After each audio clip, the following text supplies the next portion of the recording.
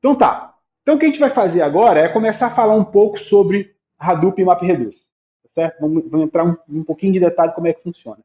Como já a nossa primeira plataforma de Big Data. Tá legal? Acho que eu não consigo terminar hoje, mas consigo dar uma ideia bem boa para vocês.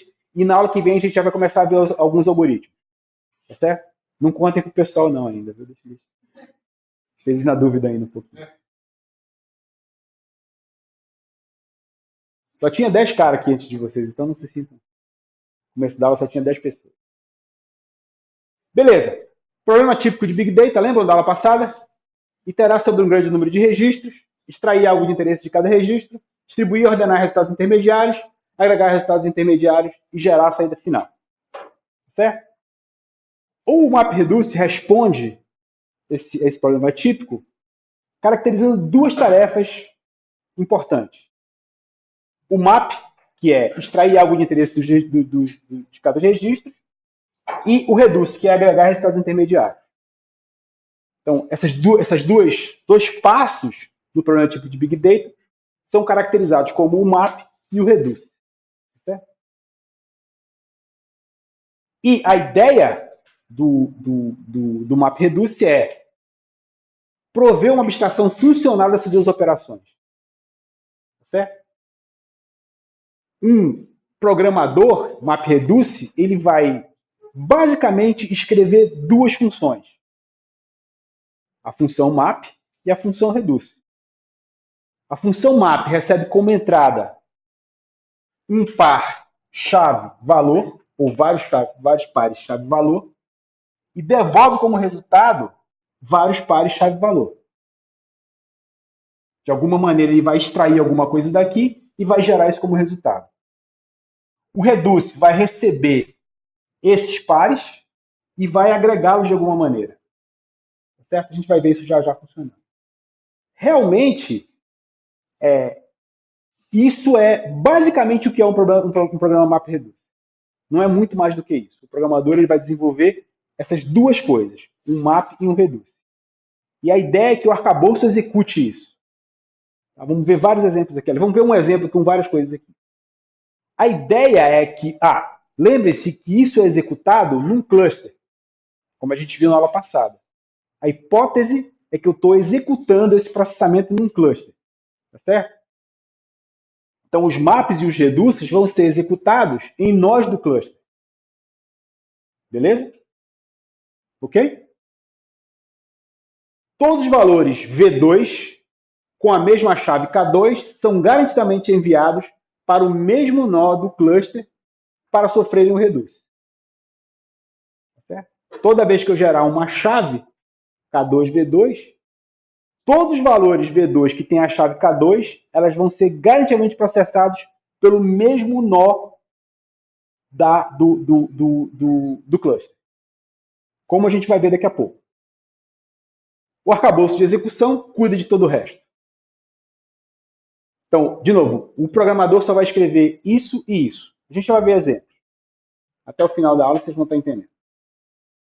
Então, olha só, esse desenho aqui.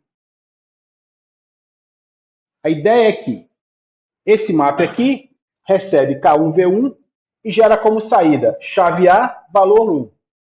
Chave B, valor 2. Esse cara recebe K2V2 e K3V3, gera como resultado chave C, valor 3, chave C, valor 6. Esse cara recebe K4V4, K5V5, gera A5C2. Esse cara, K6V6, gera B7 e C8. O arcabouço MapReduce recebe esses pares, A1B2, A1, A1B2, C3, C6, A5, C2, B7 e C8 e distribui e organiza os valores agregados. Então, todo mundo que tem a chave A vai ser recebido por esse reduce. O A1 que foi gerado aqui e o A2 e o A5 que foi gerado aqui vão ser enviados para esse nó.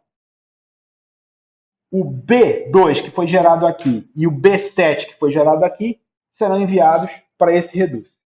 Por quê? Porque eles têm a mesma chave B.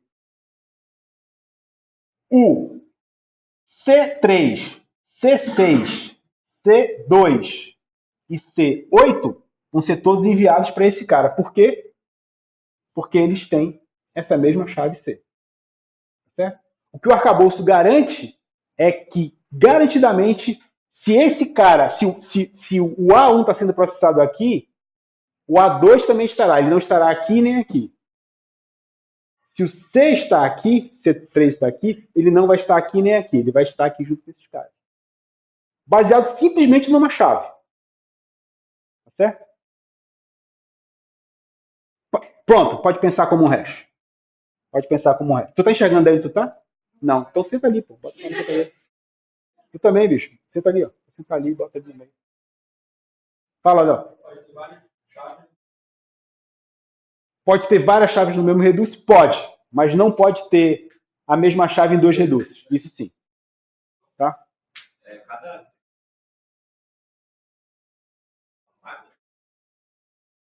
Cada reduce desse roda numa máquina.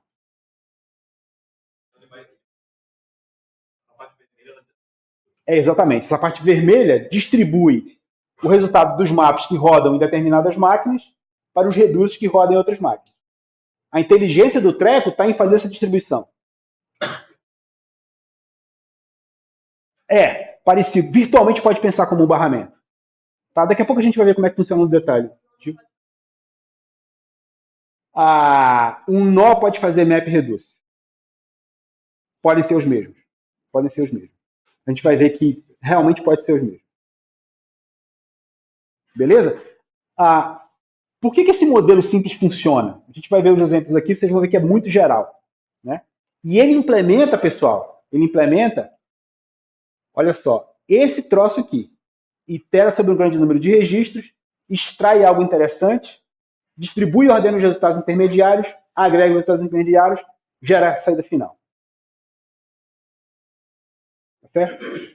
Essa arquitetura só faz isso, executa esse troço aqui. Tá? Um único tipo de processamento. Por isso que eu digo, é limitadíssimo, né? Limitadíssimo, mas acontece que esse tipo de aplicação é muito geral. Desculpa, é muito representativo. E tem várias instâncias dela. Oi?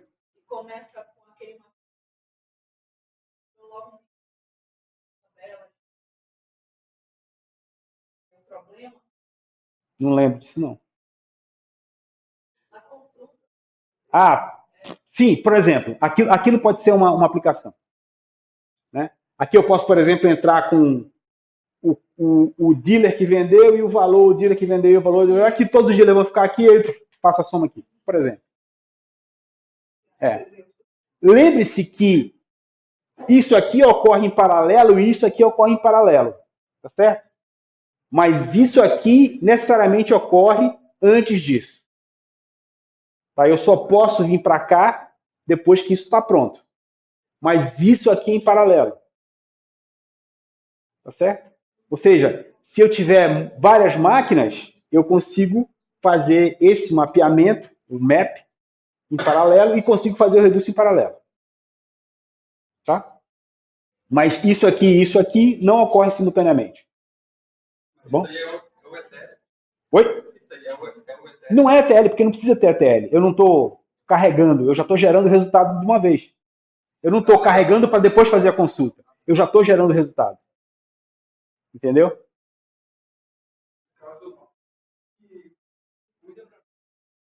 Exatamente. Por exemplo. Tá? Vamos entrar em detalhes já sobre isso aí. Legal. Assim, e depois gera o resultado, né? Faltou esse pedacinho.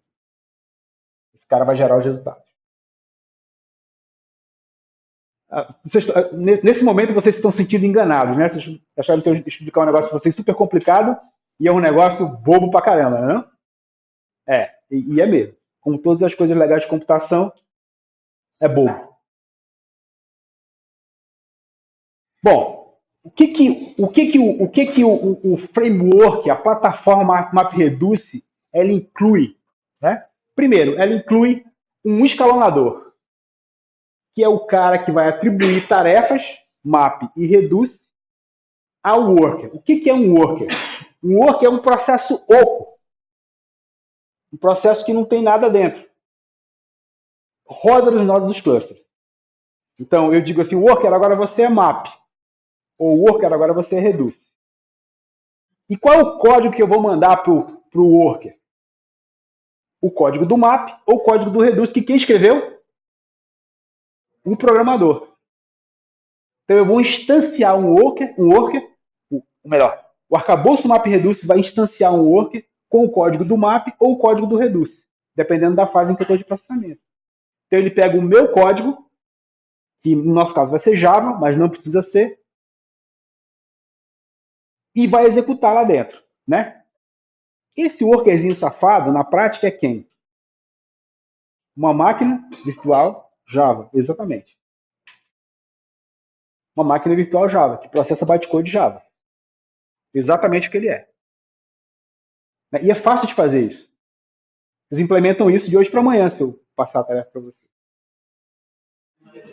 Raimundo, tu não implementa não, mano? Fala a verdade. Raimundo, implementa esse negócio de hoje para amanhã, não? Olha aí.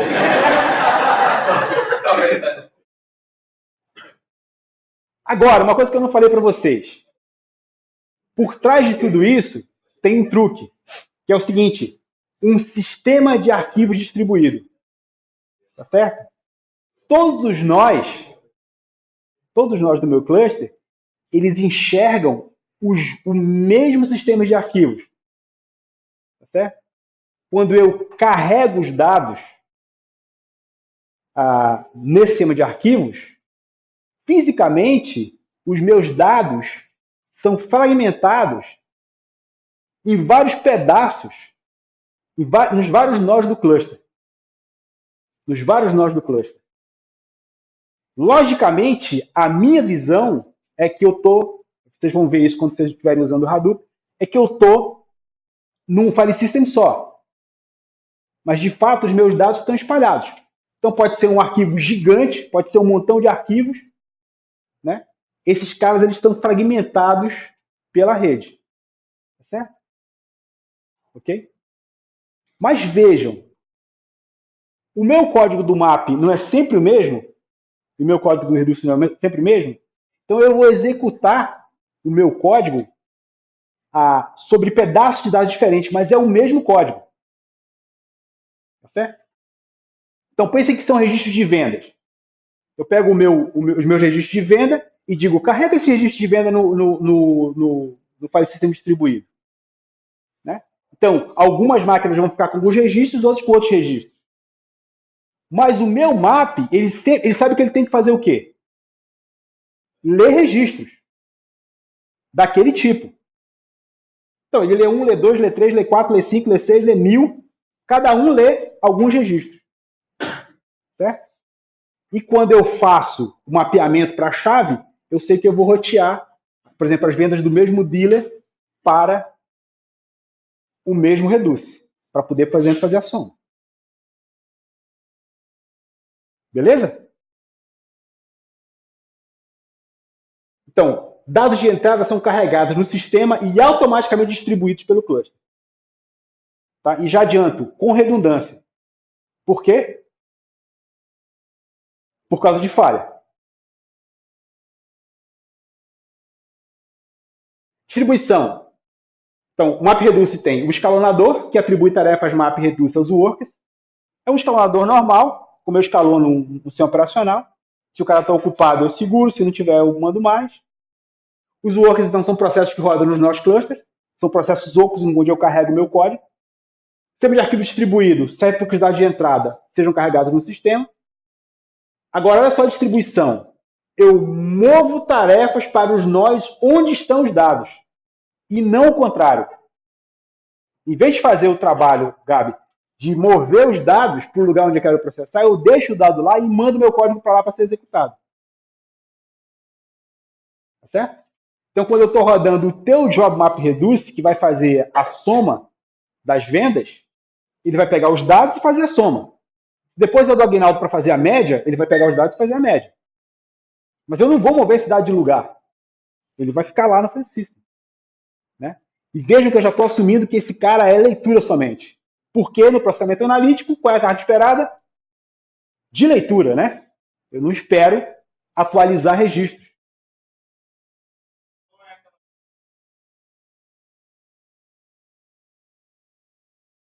Não, essa distribuição eu pego o meu código map e disparo para todos nós. Então veja, em vez de ficar movendo um bando de dados, eu pego um pedacinho de código com alguns bytes e mando para lá. Certo?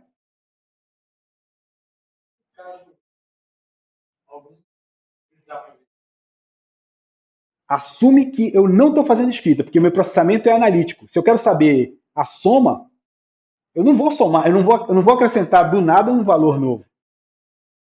Então, esse é o preço a pagar. Por isso que eu comecei essa conversa dizendo, a gente está falando aqui sobre processamento analítico. Tá certo? Não é transacional. Se é transacional, não é esse a lojinha que eu vou comprar meu negócio. Certo?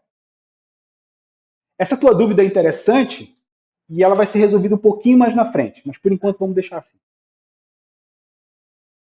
Sincronização. Reúne, organiza e ordena os dados intermediários.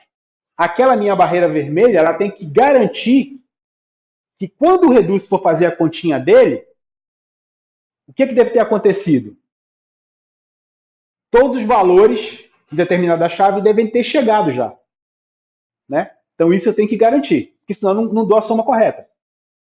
Ou a agregação correta. Não faço o que eu tenho que fazer.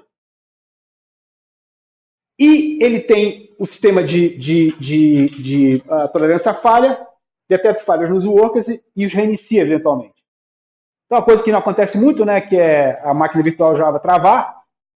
Se isso acontecer, ele diz, ó, revive aí de novo. Né? Ele garbage collection infinito.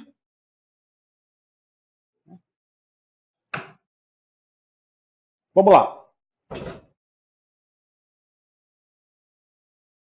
Eventualmente, o programador pode especificar ainda, além do map do reduce, uma função de partição para controlar o particionamento, né, para onde vão as chaves, dá para fazer. Daqui a pouco depois eu vou mostrar exemplos disso.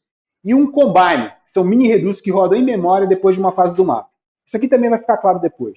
Depois eu volto nisso aqui. Então, o que o programador vai fazer? Especificar o map, o reduce, eventualmente o partition e o combine, depois eu vou explicar esses dois com detalhe, e o framework de execução cuida do resto.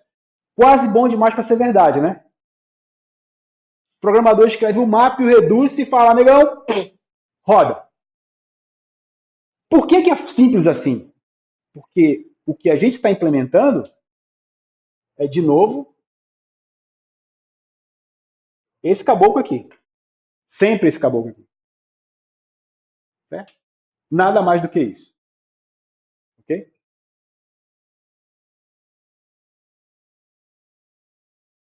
Isso é limitante? Sim, senhores, é limitante, mas tem muita aplicação. Senhores e senhoras.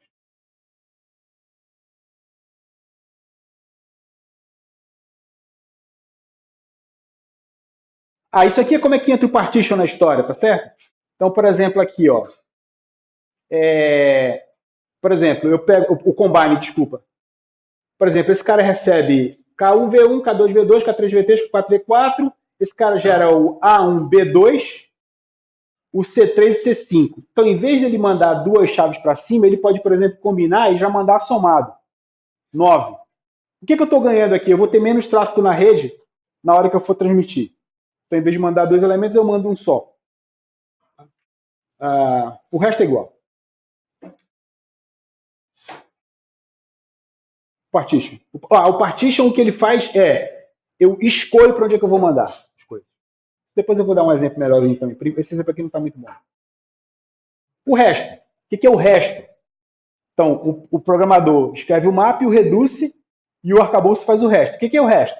O resto é O framework de execução cuida de todo o resto. Escalonamento, atribui tarefas map e reduce aos workers. Distribuição dos dados, mover os processos para os dados e não o contrário. Né? Ele não move os dados, ele move o código. Sincronização, agrupa, ordena e distribui dados intermediários. E erros e falhas, detecta falhas de workers e reinicia. Controle limitado sobre o fluxo de dados de execução. Todo o algoritmo deve estar expresso em map, reduce, combine, partition. Tudo tem que ter map, reduce, combine, partition. Eventualmente não tem combine e partition. Aliás, porque o map e o reduce, o combine é parte do map e o partition é parte do reduce. Agora, o que o programador não controla? O programador não controla onde os mapas e reduces rodam. Eu não posso dizer assim, ó, tal máquina vai executar tal map, tal reduce. Por quê? Hã? Por que, Richard? Por que não faz sentido? Porque eu não tenho conhecimento para decidir isso. Isso depende da carga da máquina no momento. Né? Então, deixa o sistema decidir isso por mim. Quando um mapper ou reducer inicia e termina, as máquinas são independentes, assíncronas e dependem da rede. Então eu não sei bem quando é que o mapper e o reducer vai terminar e começar. Que entrada o mapper em particular está processando, por quê? Porque as entradas estão aonde? De onde é que vem as entradas? Já falei isso. Do céu, da terra, do sistema distribuído. Hã? Do sistema de arquivo distribuído. Eu mando para lá, o sistema de arquivo quebra tudo e espalha pelo sistema de arquivo. É de lá que vem a entrada, tá, pessoal? A entrada sempre é lida do sistema de arquivo distribuído. Beleza? Que chave intermediária um reducer em particular está processando? Também não sei. Aliás, eu não falei para vocês, mas o resultado também é escrito no sistema distribuído. No sistema de arquivo distribuído. Tá? Que no caso do Hadoop chama-se HDFS. Hadoop File System.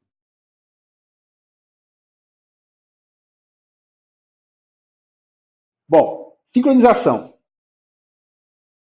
A sincronização no MapReduce é conseguida através de uma barreira entre as fases map e reduce. Certo?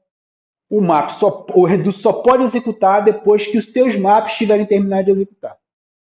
Então, os maps rodam em paralelo, os reduces rodam em paralelo, mas a fase reduce só pode rolar depois que os maps dele tiverem terminado. Não, os maps daquele reduce. Certo? Pares intermediários de chave-valor devem ser agrupados pela chave. Então tem aquela barreira, ela realiza esse negócio que é o shuffle e sort. É um grande processo distribuído de ordenação e envolve todos os nodos do cluster que executam tarefas map e todos que executam tarefas reduce. Envolve uma cópia de dados intermediários pela rede, que é para poder garantir que eu tenho redundância e, portanto, tolerância à falha. Então, para garantir que todos os valores associados a uma chave serão reunidos, a computação no reduce só pode iniciar depois que todos os mapas que tenham emitido os pares dessa chave tenham terminado e todos os pares tenham sido ordenados e distribuídos. Certo? Existe um truque de ordenação, daqui a pouco eu vou mostrar, que garante que isso aqui ocorre. Mas na frente, nos exemplos, isso aqui vai aparecer. O reducer recebe os valores associados a uma mesma chave ao mesmo tempo. Certo? Então, a barreira de sincronização, ela segura as chaves até que todos tenham terminado. Só aí o reducer recebe. Essa é uma das razões para usar um agregador. Certo? Que quanto menos chaves eu gerar pelo map, quanto menos pares eu gerar no map, menos carregado vai ficar o sistema. Tá certo? A gente vai ver exemplos disso depois. No entanto, os mapas podem copiar os pares intermediários assim que possível. A gente vai ver daqui a pouco na arquitetura que sempre que o map termina de executar, ele pega os seus valores e copia para o disco local naquela máquina. Tá certo? Depois tem um processo do map reduce que sai recolhendo esses pares e mandando para o reduce. Certo? Isso tudo acontece em paralelo. Então, essa parte azul aqui é a chamada barreira de sincronização. Então, é shuffle, insert e aggregate values by key. Né? Então, eu só posso... Esse reduce só termina de executar quando esse map e esse map tiverem produzidos as suas chaves. Então, eu não consigo. Certo? A inteligência está basicamente aqui. Vamos já ver. Vamos já ver. Daqui a pouquinho a gente vê. Isso.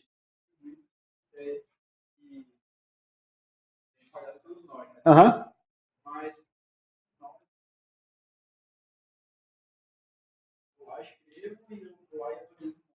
Falei que não tem atualização, lembra? Só leitura. Não tá. Não tá. Isso aqui é assumido estático na entrada. Tá certo? Então, eu só posso começar a brincar quando eu dizer já parou de gerar dado? Parei. Então, mete bronca. Tá? Esse processamento, ele é em batch, cara. Ele não é online, ele é em batch. Né? Entrou aqui, saiu aqui. Acabou a brincadeira. Quando chegar aqui, não tem mais nada para fazer. Não é interativo. Aliás, esse é um dos problemas que o Spark resolve. Problema de interações, que no Hadoop é muito difícil. No MapReduce no Hadoop é muito difícil de fazer. É difícil, é chato. Aliás, é muito chato. E o Spark resolve essa parada pra gente. A gente vai ver depois. Legal? Fala, Manuel. Aquela interação de respeito ao nós, não ao... Qual interação? Ah, sim. Não é bem uma interação, né? Ou melhor, é uma interação. Não são várias. Isso aqui é uma passada só. Bruno, acabou. Se eu tiver que fazer de novo, é outra computação. Se eu tiver que fazer de novo, é outra computação. Tá? Por que ainda assim é rápido? Porque eu leio direto do disco, porque eu faço sequencialmente, porque eu faço em paralelo. É isso. Tá?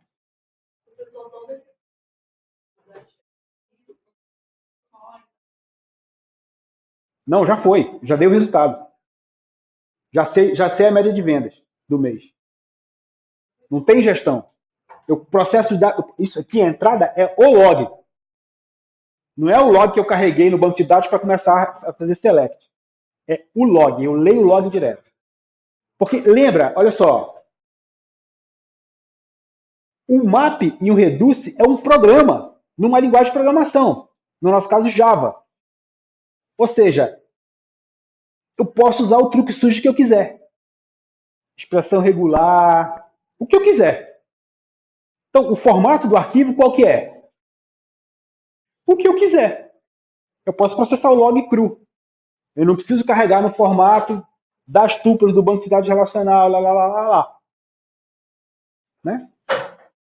Se tiver lá uma stringona cheia de caractere, marcador de final de campo lá, se eu soubesse layout, acabou. Né? Aliás, na realidade, isso é uma volta às origens do tempo que não tinha SGBD. Num certo sentido, é isso. A gente está trocando uma coisa pela outra. E a gente vai ver que, ao longo do tempo, o ecossistema Hadoop começou a absorver essas coisas para melhorar. A gente vai ver isso depois. E o Spark, digamos, já resolve isso com muito mais elegância.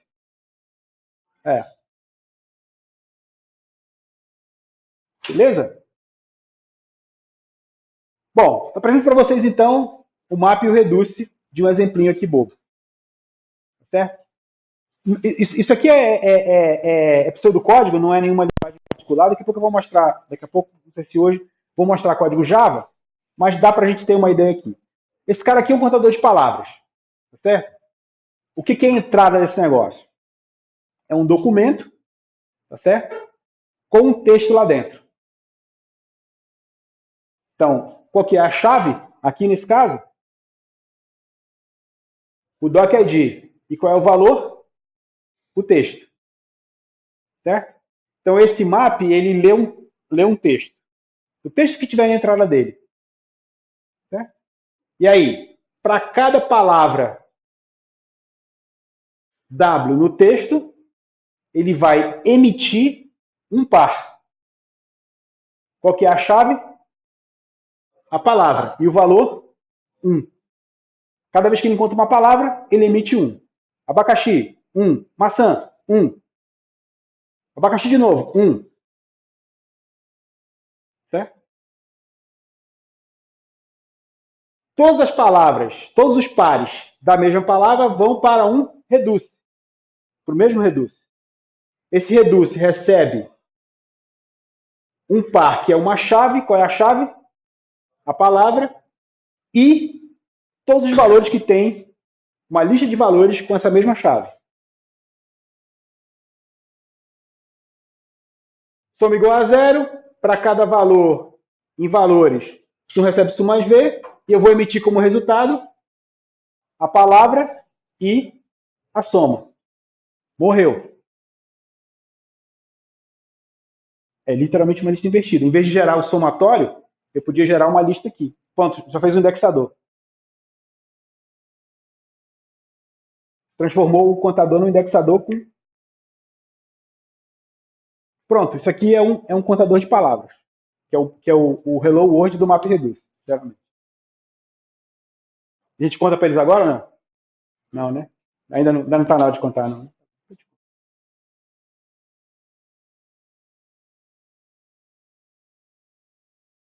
Então, chave-valor na entrada, chave-valor na saída, chave-valor na entrada, chave-valor na saída. Lembram lá da nossa figurinha? Recebe pares, chave-valor, gera chave-valor, manda para o reduce chave-valor, gera chave-valor. Os mapas do reduce vão ser sempre nesse jeitão. Professor, eu quero fazer diferente, eu quero colocar imagem, que eu quero gerar histogramas, blá, blá, blá, blá, blá, blá, blá. Tá bom, se tu conseguir puxar de valor, beleza, tá valendo. Ah, mas eu tenho um vetor de sei quantas features, papapá. Beleza, faz um par chave valor que o teu problema está resolvido. O problema é codificar com chave valor. Geralmente o problema é esse mesmo. Tá legal? Vocês acham que funciona para o contador de palavra? Para o negócio do carro lá, das vendas do carro, o que são os pares de entrada do map?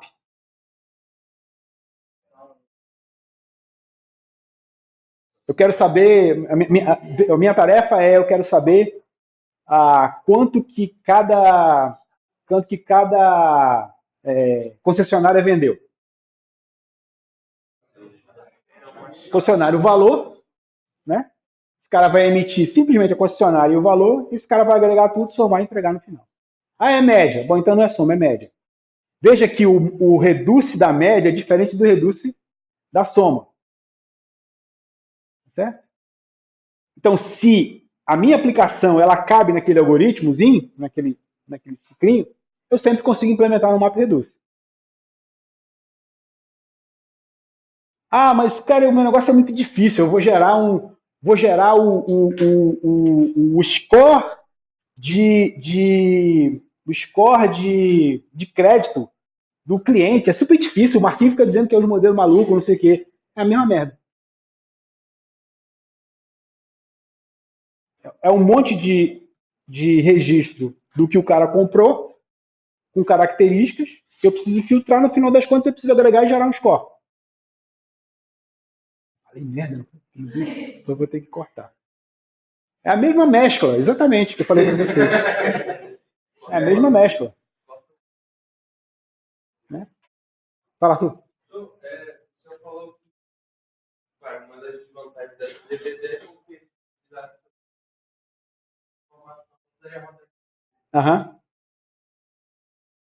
Não, a gente vai ter que rodar de novo. Aliás, se eu quiser fazer a média depois da soma, eu vou ter que escrever outro mapa reduce.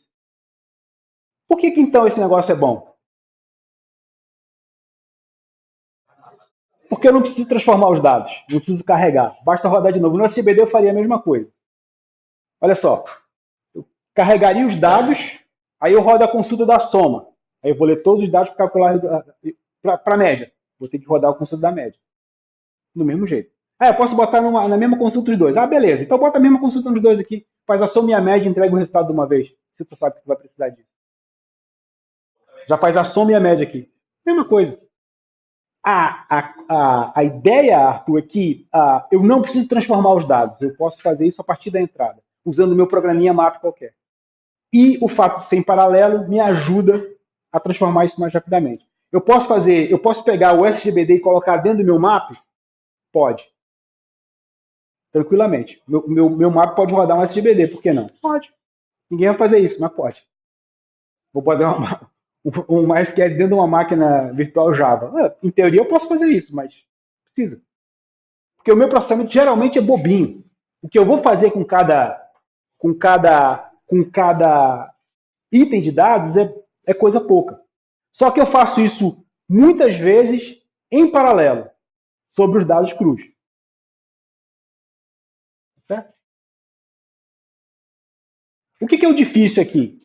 É escrever esses programas. E o que apareceu ao longo do tempo? Foi ferramentas para me ajudar a fazer isso. Eu vou até mostrar umazinha depois aqui. Acho que hoje não. Beleza? E aí? Enganei vocês, né? Falei que era difícil. Né? Bem facinho, né? Como seria um indexador? O que vai me dar no indexador aqui, pessoal? Uma linha aqui no Reduce. Eu vou gerar uma lista invertida, que tem o ID dos documentos, em vez da soma aqui. Ok.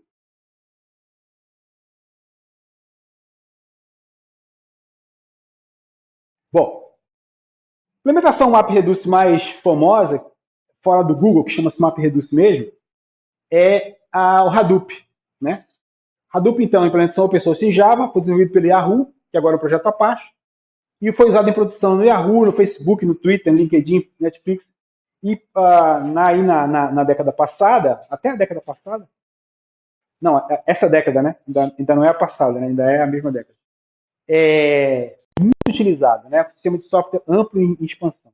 O Spark de 2009 para cá começou a ganhar um pouquinho mais acho que 2012 para cá ganhou mais proeminência, muita gente usa e ele é muito mais conveniente de usar em certas situações, mas o Hadoop é muito utilizado. E é importante mostrar esses conceitos para poder mostrar de onde é que veio, no fundo, a ideia. Tá? Por isso que eu estou falando aqui de MapReduce. Olha só, aqui dá para ver um pouquinho esse cara em ação. Então, o seu programa, que deve necessariamente conter as funções MapReduce, é submetido para o arcabouço, né? Esse sujeito aqui, que é o processo master, que roda numa máquina só, ele pega teu programa e escalona a distribuição do map e do reduce para os processos ocos que estão rodando nos nós. Esses processos ocos são os workers. Certo? Cada worker vai ler um pouco dos dados do file system distribuído, tá certo? Fazer leitura. Vai escrever o seu resultado localmente, nesses chamados arquivos intermediários que ficam aonde? O que é o local disk aqui? É o disco que está no mesmo nó onde esse worker está rodando. Tá certo? Lembre-se que cada cara desse aqui vai rodar numa máquina. Eventualmente eu vou ter mais de um worker por máquina. Isso vai acontecer nas máquinas com múltiplos núcleos. Certo? Então eu posso ter vários workers no mesmo inclusive vários workers rodando mapas e reduces diferentes.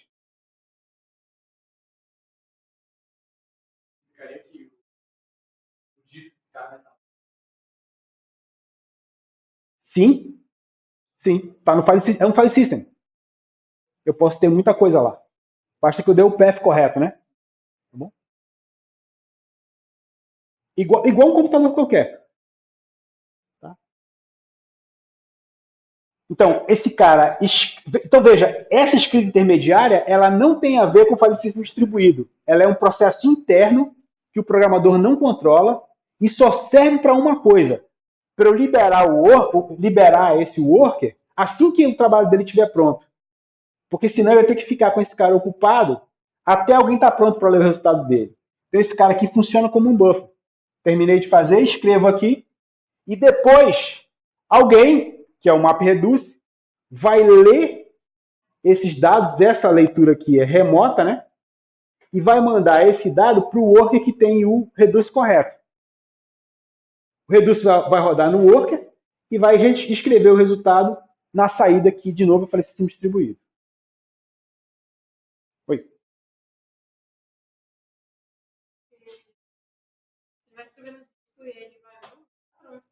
Não, ele não. Alguém vai lá pegar. Eles ficam parados assim que eu tenho todos os dados prontos. E aí eu envio esses dados para o Reduce. Para o worker que tem o Reduce. Como? Pela chave. Então eu sei que o Reduce... Como é que é?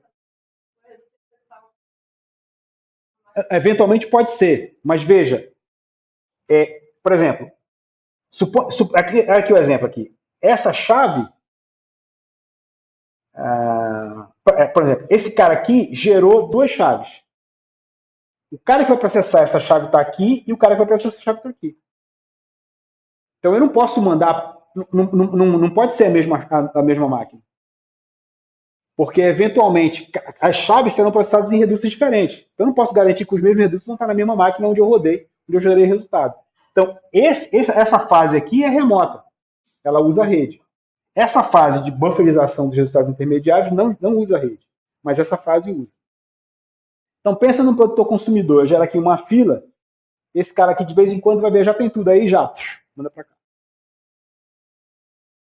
Tá?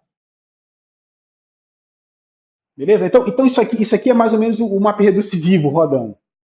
Certo?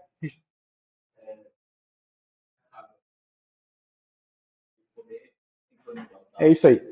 Exatamente isso. Exatamente isso. O que ele diz é o seguinte, olha, cara, tudo que eu tinha para fazer eu já fiz, estou liberado aqui. Aí o master sabe que aquele cara que tem determinada chave, ele já terminou. Porque ele disse assim, ô Map, tá aqui tuas chaves. Processa esse cara aqui. Quando tiver liberado, tu me avisa. Então, o master sabe, primeiro, que ele pode mandar um outro processo para lá, porque ele acabou, e que parte daquelas chaves que vão para o Reduce fulano de tal terminou, e se todos querem terminado, eu posso ativar o próximo Reduce. Certo?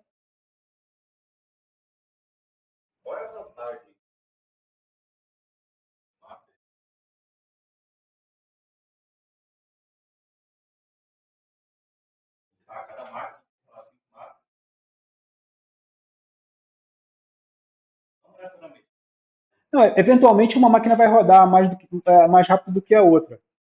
E eu vou ter disponibilidade para poder dinamicamente distribuir a carga. Basicamente isso.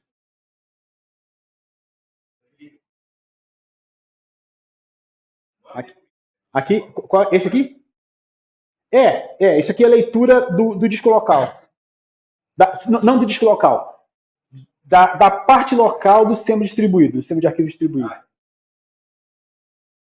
Tá? Isso aqui é como se fosse um arquivo só. É o pedaço 1, pedaço 2, pedaço 3. Tá bom? Então, essa escrita aqui, ela é no nível de usuário. Eu sei que eu estou lendo. Essa daqui é uma operação interna. E essa daqui também é uma operação interna. Essa operação é externa e essa é externa, mas essas são internas. Tá? Faz parte do processamento. Então, se por acaso intermediário, se por acaso houver uma falha, ele vai voltar. Não. Não, porque não dá para não tem volta. Foi. Então, o caso da falha é resolvido como? Com redundância. Então, a mesma chave, primeiro, o mesmo item de dados do sistema distribuído, ele provavelmente vai estar em vários discos diferentes. 3, provavelmente. Um no mesmo cluster e outro no cluster diferente. Então, significa que aquele par ele vai ser computado mais de uma vez. Eventualmente, eu vou ter redundância na computação do Reduce. Mas eu sei porque os pares são identificados. Apesar do custo, né, eu corro o risco de falha. Né? Um dos princípios que a gente viu na aula passada é assume que falha vai ocorrer. Porque não tem volta. Eu aperto o botão, entendeu? Não tem isso. Eu não fico voltando. Eu não ando assim. Eu só ando assim. Entendeu? Não tem loop aqui, não. É só uma computação. Tá? Aquele negócio que a gente... aquela pipeline. Extrai alguma coisa, tarará, tarará, acabou. Não.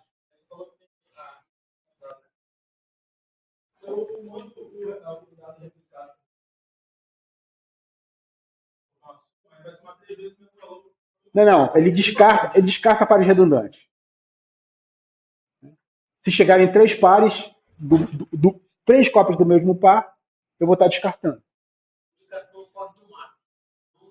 Na realidade, a duplicação ocorre aqui já. Porque eu não posso correr o risco de um disco desse quebrar e eu perder dado.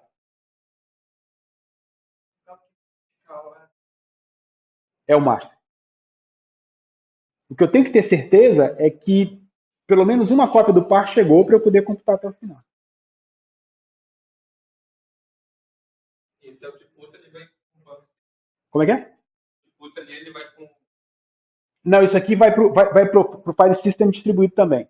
É um outro arquivo. Você tem que dizer, eu estou escrevendo um arquivo fulano de tal. O teu Reduce vai falar isso. Vai dizer o nome do arquivo que eu estou escrevendo. Esse arquivo fica lá no file system e pode ler ele depois.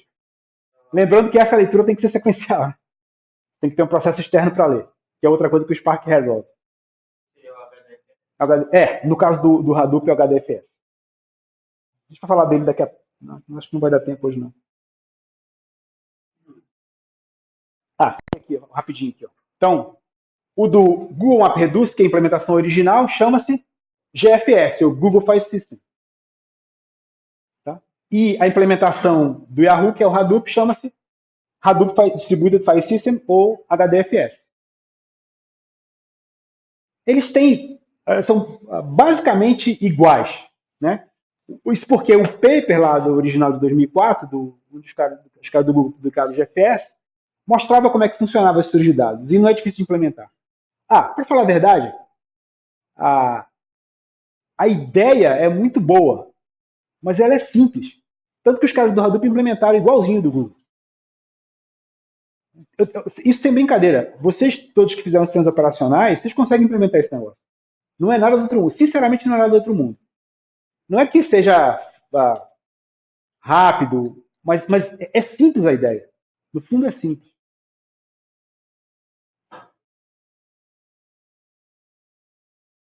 Então, os workers são movidos para onde estão os dados.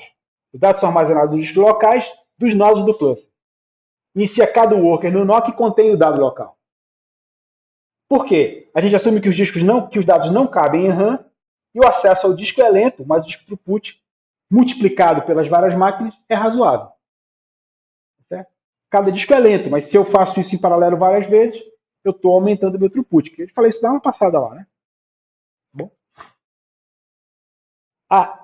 Esse negócio de assumir que os dados não cabem em RAM é muito da época do Hadoop. Né? Uma das diferenças grandes do Spark para o Hadoop é que o Spark processa dados em memória. O Hadoop só processa dado lido do HDFS. Não vai buscar dado em memória. Para processar, eu tenho que ler do HDFS. E escrevo de volta no HDFS. O Spark faz um melhor uso da memória das máquinas. Por quê? O Spark já é de uma época em que se assume que o preço da memória principal caiu. Então eu posso pagar um pouquinho mais. Certo?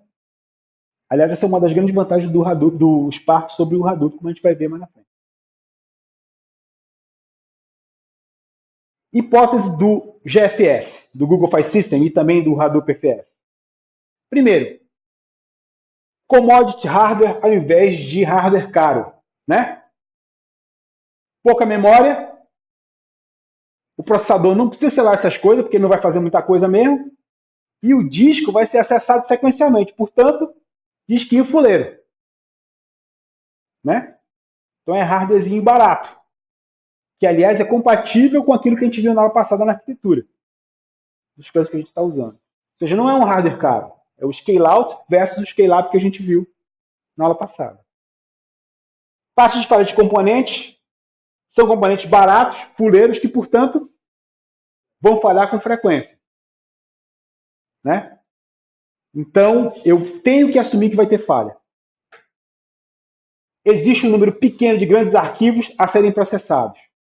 Ou seja, eu não tenho muitos arquivos para serem processados. Eu tenho poucos arquivos e esses arquivos são grandes.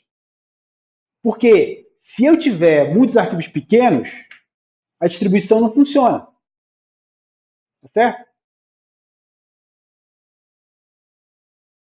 Ou seja, eu estou assumindo que quando eu colocar no HDFS, eu tenho dados suficientes para espalhar bem esses dados. Se os arquivos forem pequenos, eu não vou espalhar. Não vale a pena espalhar.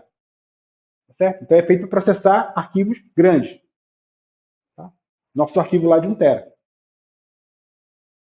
Entenderam isso aqui? Arquivos são para leitura ou no máximo append. Então eu não vou ficar modificando durante o processamento o valor dos arquivos. Que, aliás, é totalmente compatível com o processo de indexação de texto. Na máquina de busca, que eu assumo? Eu assumo que os documentos não são atualizados. Né? O índice vai ficar lá estático, mais ou menos. Fala. O log. O log está lá, eu não vou ficar escrevendo no log, exatamente. Eu vou ficar escrevendo no log. Os dados são lidos de longas streams, não há acesso aleatório ao disco. Então eu posso ler sequencialmente, que é a mesma coisa do log. O Ian lembrou um negócio importante aqui. Muito do que a gente está falando aqui, gente, é processamento de log. Muito do que a gente está falando aqui é processamento de log. Né? Quando eu vou rodar o algoritmo do fantástico do Marquinhos para encontrar o score de crédito do sujeito, o que eu vou ler são as compras passadas dele. Eu não vou ficar interferindo no processo durante a geração. Decisões de projeto. Os arquivos são armazenados em chunks, tamanho fixo de 64 MB. É até hoje no Hadoop. São vários pedacinhos de 64 MB. Então, cada HD do cluster tem um monte de pedacinhos de 64 MB. Confiabilidade em replicação. Cada chunk é replicado em 3 chunk servers. Certo? Então, eu pego o mesmo chunk e replico em 3 ou mais. E isso aqui é um pé de barro danado. Eu tenho um único nó master que coordena o acesso e mantém metadados. Ele é que sabe o que está armazenado aonde. Certo? É claro que se o master falhar, o que vai acontecer? A brincadeira acaba. Né? Na hora. Realmente o gargalo do Hadoop é que eu tenho um único nó master que controla tudo. Os workers podem detonar, mas o master não pode. Senão eu perco realmente tudo. Tudo o que? O processamento, né? Mas os dados continuam lá, né? Mas o master sabe qual. Ele sabe. Ele tem os metadados. Aham, isso. Você pode agrupar workers ali para ele aplicar o master. Pode. Pode. E é feito assim.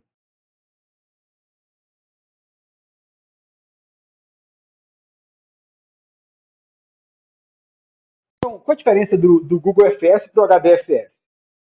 Primeiro, eles têm as mesmas características básicas. A diferença é que no Google GFS Master e no Hadoop chama-se Hadoop Name Node.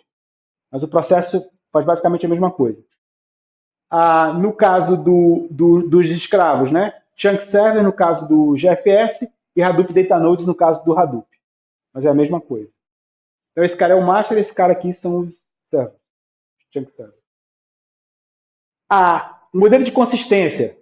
Não precisa ter, porque não tem inserção no meio aqui, não tem ACID, então basta garantir consistência nos appends. Então, assim, uma vez que se eu fizer um append, o processamento começou, aquele append não aparece. Na próxima vai aparecer. Implementação é igualzinha e a performance é muito parecida, segundo os testes que fizeram com a literatura. Isso eu não posso falar de primeira mão, mas todo mundo diz que é. Então, olha só. Última transparência aqui.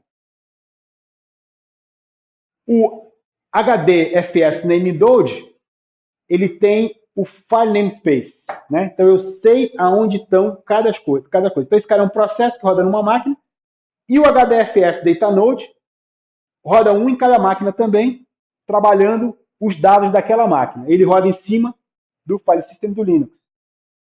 Certo? É um processo em cima do File System do Linux. Então, esse cara manda instruções para o Datanode, lê, escreva, armazene, papapá, e esse cara fica mandando informações sobre o estado de cada Datanode, se ele está vivo, se não está, para tentar acordar, etc. Uma coisa interessante é que a aplicação roda um HDFS Client. A minha aplicação tem um HDFS Client. Ou seja, uma vez que eu descubro aonde está o dado que eu tô trabalhando, eu não preciso mais perguntar para o NameNode. Eu posso falar direto com o DataNode. Certo? Então eu sei, uma vez que eu descubro onde é que está o par que eu estou trabalhando, eu não preciso mais perguntar pro master. Eu converso direto com o NameNode. Ó, block ID, block location, file name. Aqui eu mando file name, block ID. Esse cara me manda o block ID e o block location. E eu já uso o block ID e o byte range para poder achar o dado, para recuperar o dado que eu quero diretamente. Ou seja, esse cara armazena metadados, mas os dados são acessados diretamente pelo cliente HDFS. Tá certo? Essa é uma das razões pelas quais a gente tem que assumir que é estático, né? Que eu não vou ter dado mudando de um lugar para o outro. Porque uma vez que o meu cliente sabe onde é que está o dado tem que estar lá. Não pode estar em outro lugar. Essa parte ficou estranha, não? Hã? O NameNode é o master. Ele roda numa máquina só, se ele desaparecer, acabou tudo. Tá? E ele guarda os metadados, quer dizer, onde é que está cada dado. Cadê aí? Beleza? Bom, eu volto aqui depois e a gente termina na próxima aula, tá bom? E aí? A gente conta agora? Deixa eu parar minha gravação aqui. Ou a gente vai embora e não conta nada.